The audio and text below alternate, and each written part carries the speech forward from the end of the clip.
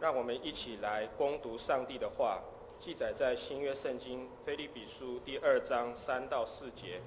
腓立比书2章3到4节，和本圣经在278页，其他的版本请看荧幕。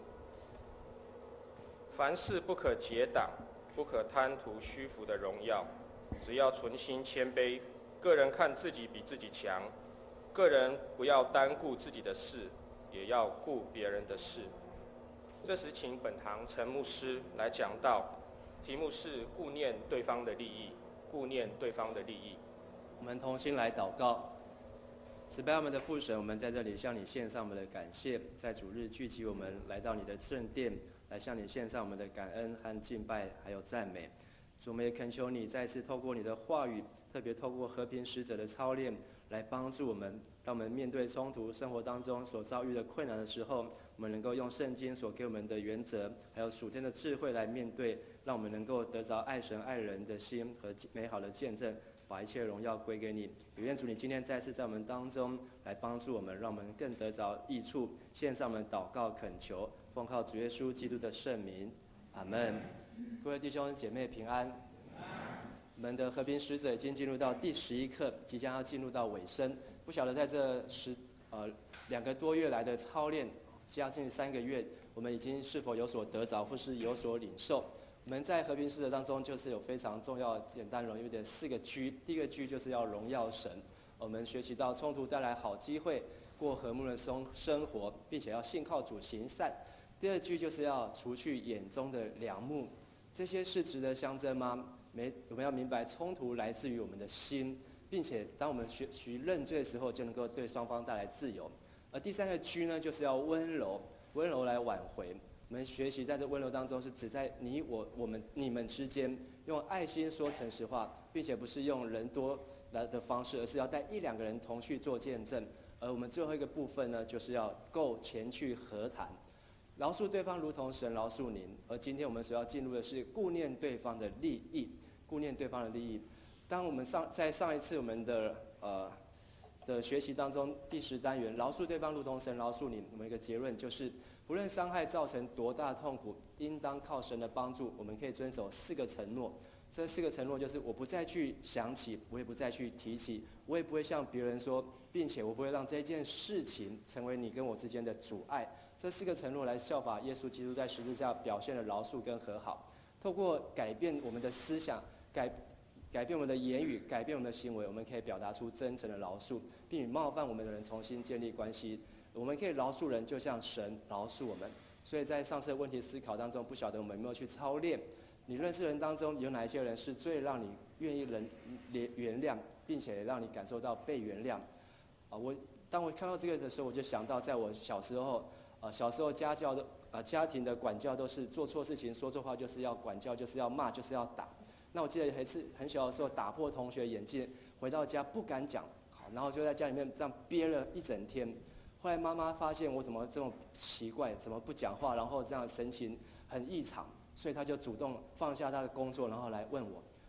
博智，你今天怎么了？好，有什么事情？”我还是不敢讲。然后呢，她就很温柔的这样子引导我说：“好，说没有关系，你讲出来，妈妈不会骂你。”好，那当我讲出来说我今天去打破人家的眼镜，好，然后就哭了出来之后，好，没有想到妈妈就说没有关系，好，妈妈会帮你出钱去赔给同学。哇，那我是第一次感受到被原谅、被饶恕，因为原来以为会被骂、会被修理，好，但是当你感受到被包容之后，那样子的释放、那样的自由，真的是会让人得到自由。那怎么样去饶恕？这个4个承诺当中，不再去想起，不再去说，不再对别人说，并且也不会让这成为我们当中的阻碍。我们有没有去努力实践过？还有什么替代的原则、替代的思想、替代的言语、替代的行为，可以帮助我们在日常生活当中来运用呢？期待我们能够继续把这样的操练来学习、来努力。我们今天要进入是顾念对方的利益。当我们在冲突当中，如果牵涉到的层面和物质有关，不只是关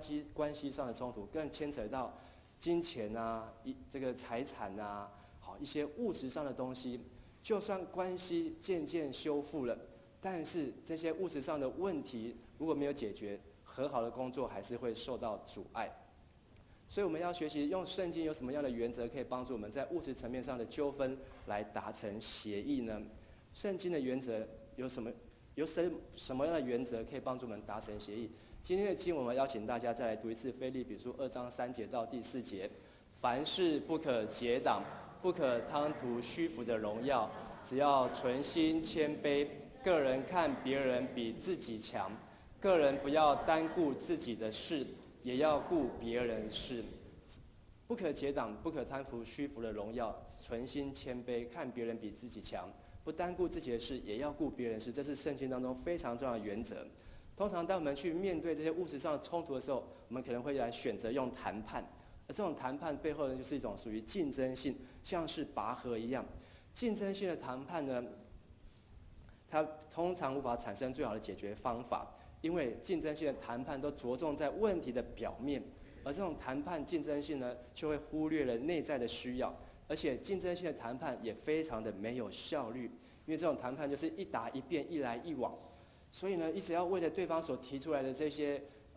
原因呢，你要再必须来解释，然后再来回应他、回复他，但是呢，并没有可能在解决表面的问题，但是却没有解决深层内在的问题。并且第三，竞争性的谈判会严重损害人际关系，因为竞争性的谈判都是以自我为中心，都在陈述保护自己的立场，表达自己的意愿，但是也非常容易去得罪人，好像是我们这10几年来的选举一样。我们台湾的选举，这10几年来的选举，都是在抹黑别人，来凸显自己的清洁，在指责别人的坏，来表示自己的好。而当我们就像这样子的竞争的方式，这样的选举风气产生之后，就算我们选出了新的5都的市长，就算我们选出了总统，但是呢，有一半的人支持他，但是还有另外一半的人反对他。就算他当选之后，仍然不能来成为大家所推论、所共同要遵从的这个领导的位置，因为他还是在人际关系上面已经造成了损害。这是台湾选举上面非常大的一个弊病。我们要学习是圣经的原则，圣经一直告诉我们要主动去考虑别人的需要，去考虑别人的福利。譬如说，耶稣说要爱人如己，圣经说不要求自己的益处，爱的真谛说不求自己的益处。然后耶稣说，你愿意人怎样待你，你就要怎样待人，并且包括我们今天所说的，个人要看别人比自己强，不要单顾自己的事，也要顾别人的事。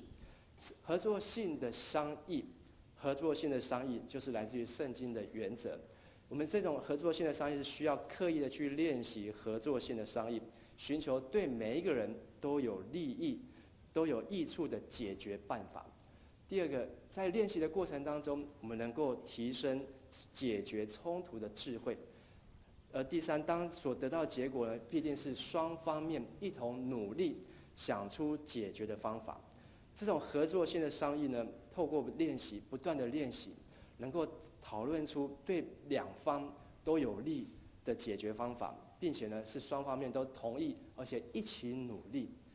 它不会像是拔河一样，最后就一输一赢，而是能够寻求双赢甚至3赢的局面。而在合作性的商议呢，它有5个原则，而这5个原则呢的英文开头呢，刚好就是英文的这个 pause 暂停的原则。这是一个爱心与智慧兼具的合作性商议的原则。而在课本当中，他也为我们预备了一个例子，我想要在这边也要用另外一个例子来呈现。而这5个原则呢，第一个就是要准备 prepare。箴言14章第8节这样说：聪明人的智慧使他找到当走的路，愚蠢人的笨拙欺骗了自己。这是现代中文译本的翻译。当我们在准备当中，如果你聪明人，他会透过他的准备，让他在这个谈判商议当中，他能够有路可走。但是愚拙人呢，却欺骗了自己，并且在这当中谈判当中迷失。22节就这样说：行善的受尊崇敬重，作恶的陷入于迷途。所以我们要在合作性谈判性原则当中要寻求智慧，而这样的智慧，我们有来自于10个步骤，而这10个步骤我们可以一起来看。第一个步骤就是要祷告，祷告是基督徒的特质。当我们遇到冲突的时候，我们要寻求祷告，并且我们第二要了解事实的真相。第三，我们要去分辨问题是什么，利益是什么。并且我们要透过圣经读经来寻求圣经可以找到的原则。第五，我们选择可以选择的办法，好，来寻求可以选择办法。第六，这些办法当中，我们要去预测反应，去站在对方的立场，替他来着想，并且我们要计划替代的方案。当这样的商议若是失败之后，我们可以怎么样来做？不成功的话，我们可以怎么样来行替代方案？第八，选择适当的时间地点，并且设计这种开场白，而这开场白必须要用正面的语气。最后呢，寻求辅导，寻求比我们更加有智慧，寻求比我们更加对圣经原则了解的人来帮助我们。在这个礼拜当中，我们看见社会的这个关心的议题，就是来自于亚运跆拳道当中这个金牌的事件。因为这个金牌的事件，导致台湾不仅是台湾人非常的气愤，并且呢，把这样的气愤呢也发泄在亚运，发泄在韩国，发泄在中国，发泄在许多不同的地方的身上。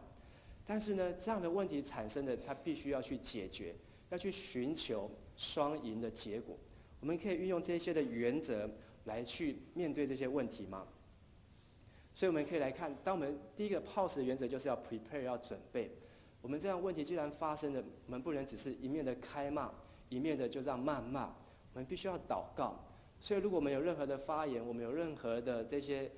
评论，都是没有经过祷告而善意发言，这不是合圣经的原则，并且我们要去了解事实的真相，收集各样相关的资料，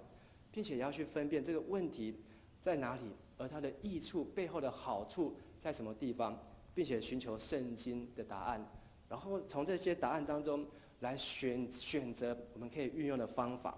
而这些方法我们要去计算，如果是对方我们提出这样的想法，对方会怎么样来看？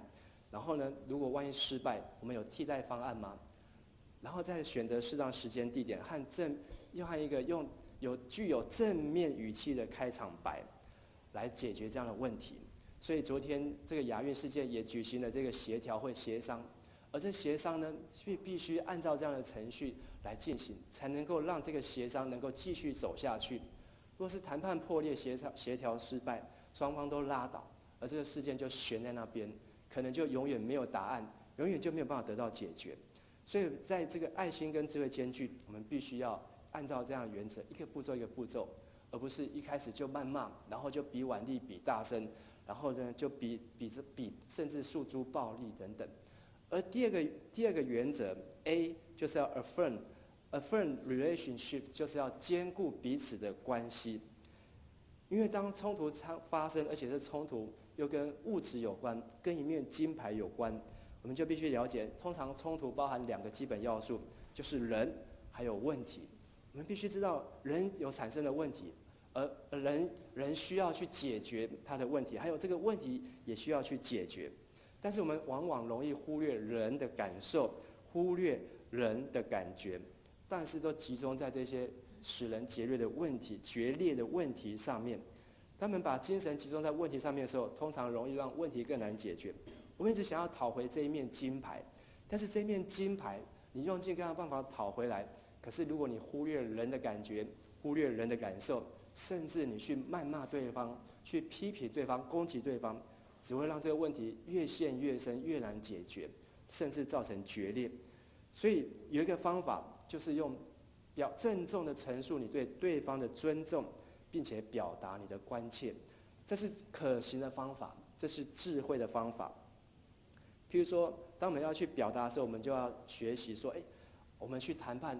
某某某，您是受尊重的亚奥会的主席，你是受人尊敬的，我们也尊重你，感谢你愿意聆听我的看法。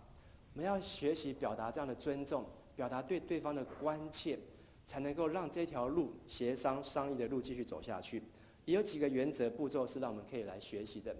第一个就是用有礼貌的态度来沟通，而不是用粗暴的语气。第二个要愿意花时间，就是你要去替他设身处地，去替他思想他所关心的人事物，还有顺服权柄。既然他是主席，他是大会的评审裁判，我们要尊重大会所赋予他的职权，而不能谩骂，甚至把他践踏这样的权柄，这是不智慧的。第四，我们要努力的寻求了解，这整个过程当中，我们要一段一段的来剖析，来寻求彼此的了解。你的认知到哪里，我的认知到哪里，并且要顾念